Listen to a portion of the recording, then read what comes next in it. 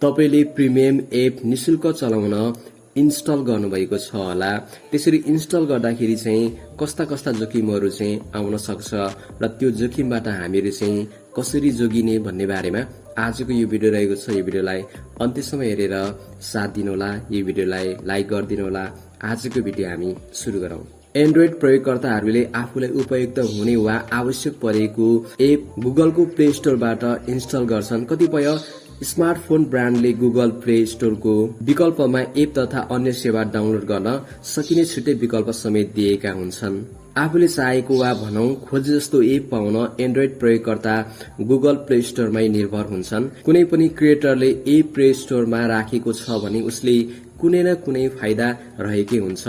अपवादको रूपमा केही व्यक्ति तथा संस्थाले निशुल्क वा भनौं निस्वार्थ भावनाले एप उपलब्ध गराएका पनि हुन सक्छन्। डेभलोपर आफूले तयार पारेका सेवा बिक्री गर्न सूचना दिन वा अन्य विभिन्न प्रयोजनका लागि एप उपलब्ध गराउँछन्। चर्चित video stream platform Netflix, Amazon prime, Apple TV, Disney plus लगायतका प्लेटफर्मले आफ्नो सेवा सब्सक्रिप्सनको मोडलमा बिक्री गरिरहेका हुन्छन्। त्यस्तै कतिपय भिडियो एडिटिङ एपका लागि क्रिएटरले निशुल्क उपलब्ध गराउँदा वाटरमार्क राख्ने वा पैसा तिरेर वाटरमार्क हटाउने सुविधा दिइरहेका हुन्छन्।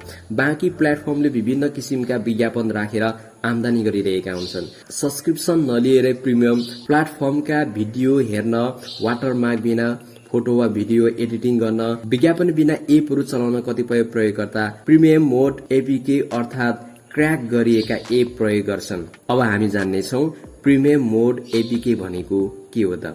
प्रिमियम मोड एपीके कुनै पनि एपको यस्तो भर्जन हो जसलाई क्र्याक गरेर प्रिमियम फिचरहरू अनलक गर्ने तथा विज्ञापन हटाउने सुविधा दिएको हुन्छ।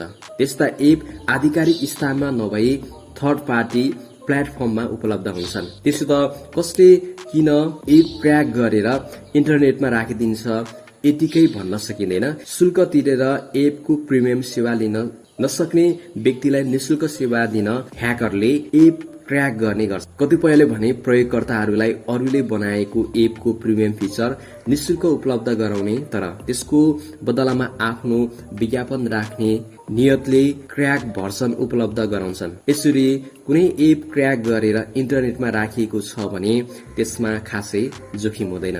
तर प्रयोगकर्ताले डेटा चोरी गर्नका लागि डिभाइस ह्याक गर्न भाइरस वा मालवेयर फैलाउने नियतले पनि ह्याकरले प्रिमियम मोड एपीके तयार गरेका हुन सक्छन्। त्यस्ता एप प्रयोग गर्दा थुप्रै जोखिमहरू निम्तिन सक्छ। प्रिमियम मोड एपीके प्रयोग गर्दाखेरि कस्ता कस्ता जोखिमहरू आउन सक्छन् त हामी क्रमशः एक एक गर्दै हामी हेर्नेछौं। पहिलो नम्बरमा रहेको छ मालवेयर। प्रिमियम मोड एपीकेमा मालवेयर हुन सक्छ। तपाईको डिभाइसमा मालवेयर पस्नु तपाईका लागि हानिकारक कुरा हो। सो मालवेयरले तपाईको व्यक्तिगत डेटा चोर्न, अन्य खराब वा हानिकारक नियतका सफ्टवेयर इन्स्टल गर्न वा डिभाइस नै आफ्नो कब्जामा लिन सक्छ। दोस्रो नम्बरमा रहेको छ डेटा ब्रिच।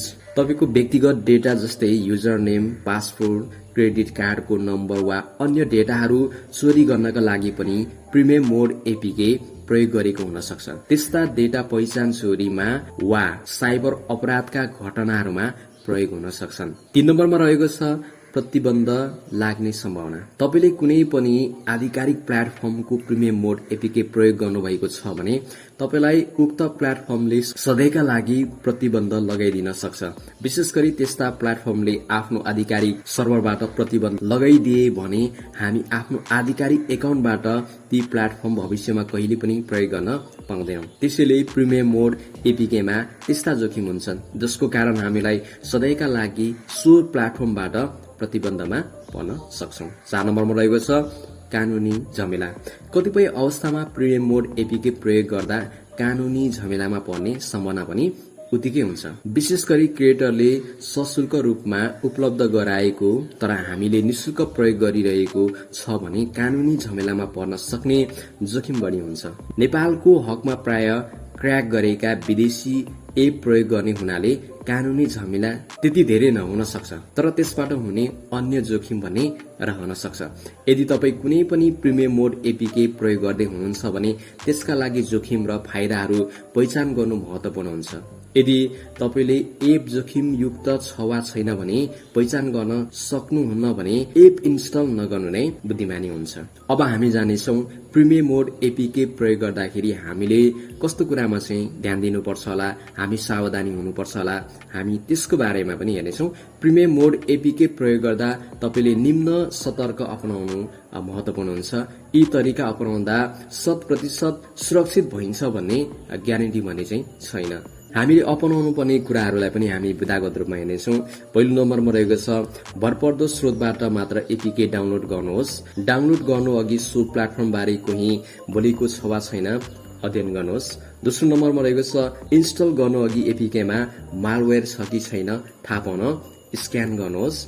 तेस्रो नम्बरमा रहेको छ एपीके इन्स्टल गरिसकेपछि सो एपलाई अनावश्यक परमिसन नदिनुहोस् अथवा दिँदा पनि कस्ता परमिसन दिँदैछु भन्ने ख्याल गर्नुहोस्। पाँचौं नम्बरमा रहेको छ तपाईले आफ्नो डिभाइसको सेक्युरिटी सफ्टवेयर अपडेट गर्नुहोस्, घरिघरि अपडेट गरिरहनुहोला।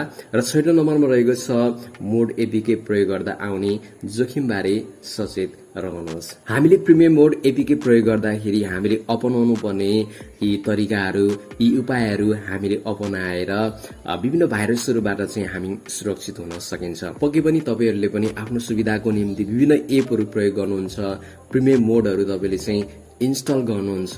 यी उपायहरू, यी तरिकाहरू तपाईले पनि अपनाएर सुरक्षित बन्नुहुनेछ भन्ने म आशा गर्दछु। अहिलेसम्म मेरो भिडियो हेरेर मलाई साथ दिनुभएकोमा धेरै धेरै धन्यवाद। यो भिडियोलाई लाइक गरिदिनु होला, मेरो च्यानललाई सब्स्क्राइब गरिदिनु होला। आजको भिडियो यति नै। हवस् त, बाइ बाइ।